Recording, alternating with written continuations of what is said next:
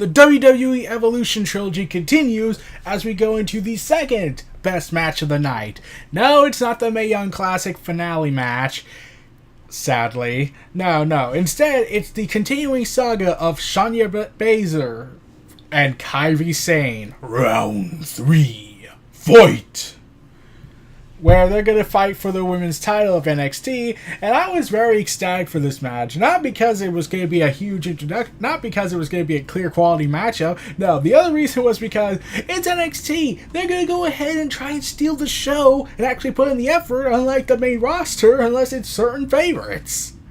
So, yeah, I was ecstatic for this, and plus, the mainstream audience would finally be introduced to, actual good products. So, let's get this going. And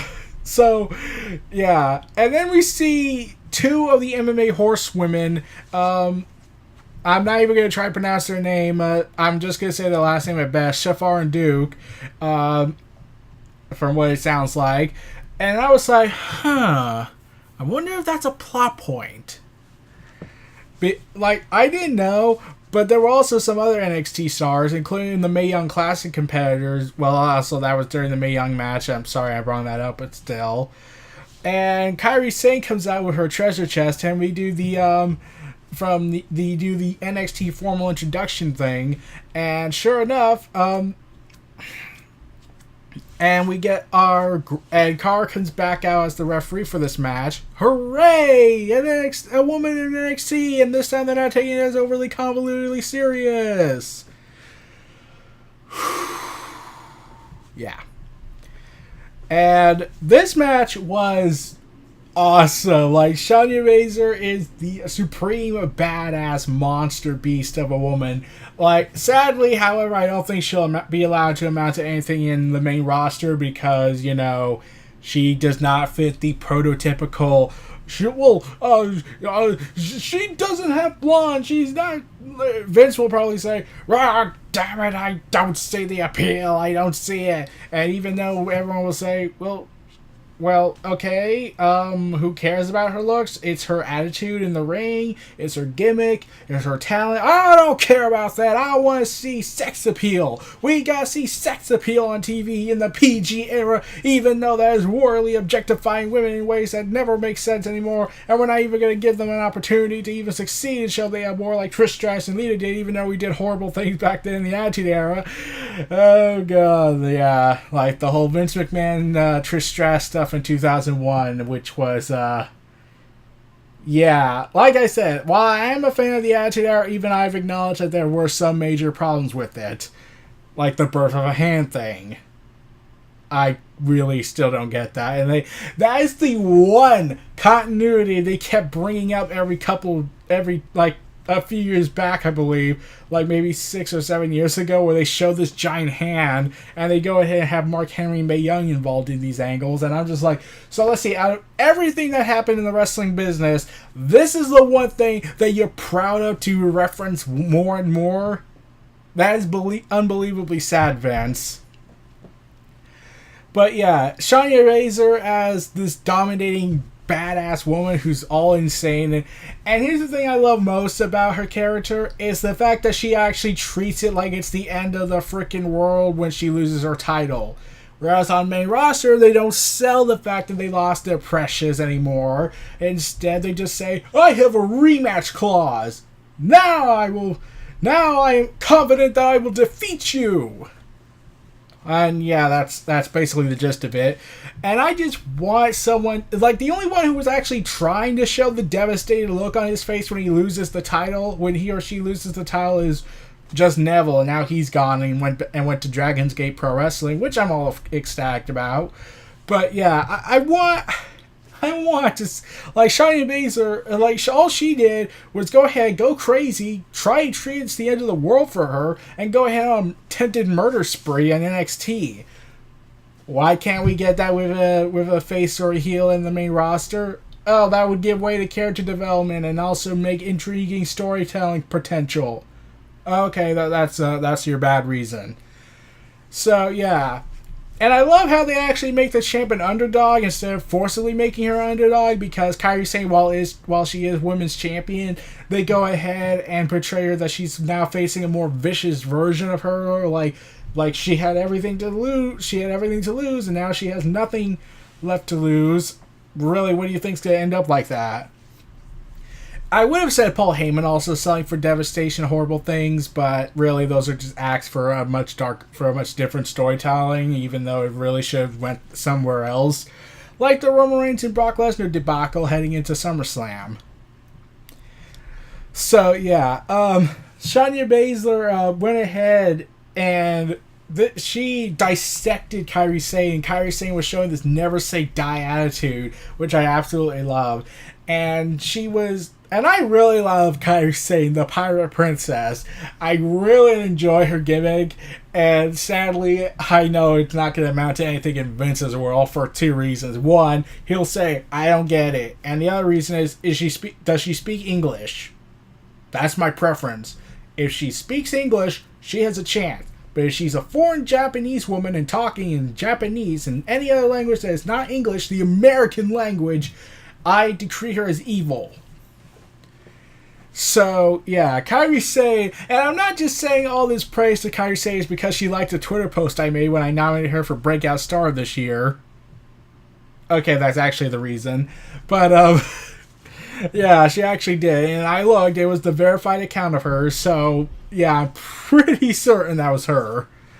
So, anyways, yeah, we get this whole dissecting of Kairi Sane's arm and legs and basically her wrist and arm.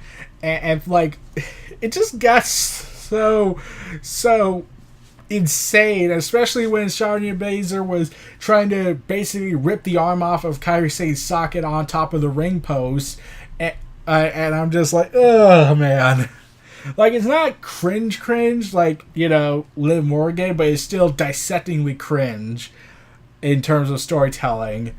But it's not as disgustingly cringing as the dissecting of Jeff Hardy's ear by the recently developing fetishist fuel Randy Orton. Yeah, I'm still going on with that joke. Anyways, and then like Kairi Sane is being mocked at, and then she starts to fight back, and yeah, this was a really back and forth match, and one would think that because Shayna Baszler's in this now I have nothing to lose mentality and everything to gain, she would have more dominance, and then she would get an underdog moment, rise to the occasion. But no, this was a back and forth style matchup, so at least they were doing with that. But then something happened at the end of the match that I was kind of mixed about, but the more I thought about it, if it leads to something, I'm all for it.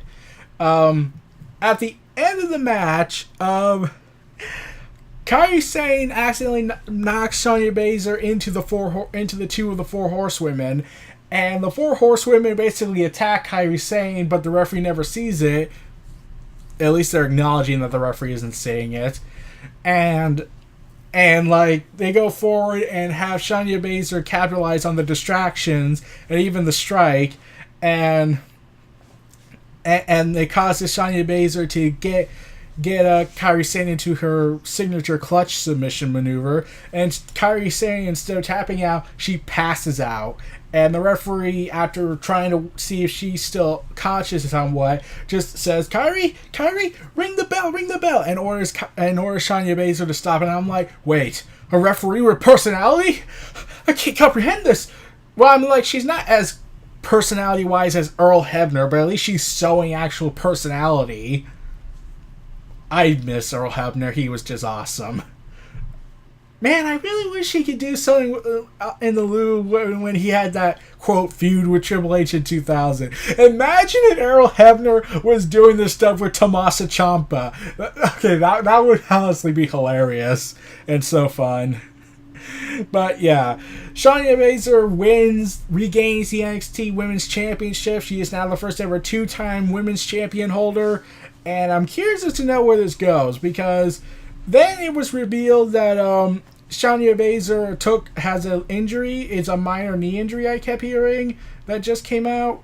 And Yeah, and her fellow horsewomen come out and take her to the back as Kairi Sane recovers. And it looks like this feud isn't over because Kairi Sane tried to confront Shayna Baszler and her two fellow horsewomen.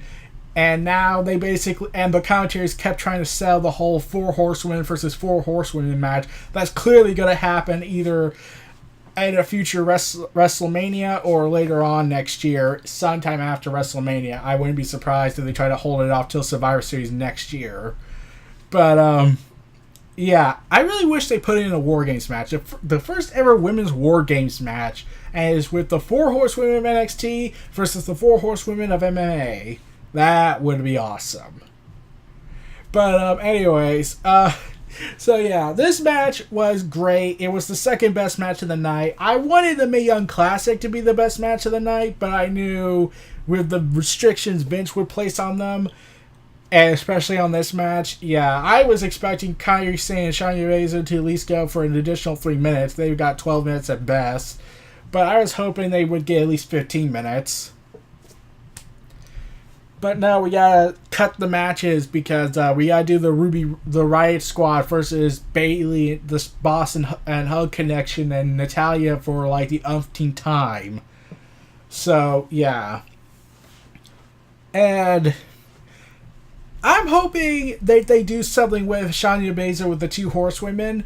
I'm hoping they do a 6-woman tag team match at NXT War Games. I believe they still have some time to do it, but basically, Kairi Sane get some help from her fellow NXT women. I would love it if it was Nikki Cross.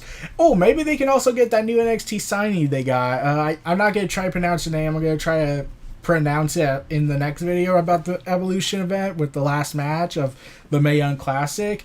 But yeah, she was now Toni Storm, the other one. They signed a deal with NXT, and that would be awesome to have her, Kairi Sane, and Nikki Cross team up to take on the 3 of the 4 horsewomen. So that's going to be something. But, yeah. Like I said, this match was great. I loved every moment of it. I wish Mauro Ranallo was commentating on this because he would have said, Mamma Mia! And all this. I like Michael Cole, Renee Young, and Beth Phoenix. Like, okay, Renee Young and Beth Phoenix, why is Michael Cole there? Like, they kept promoting this as an all-women event. They might as well just go ahead all out with this and put all women on the commentary table. And I would have loved it if, you know,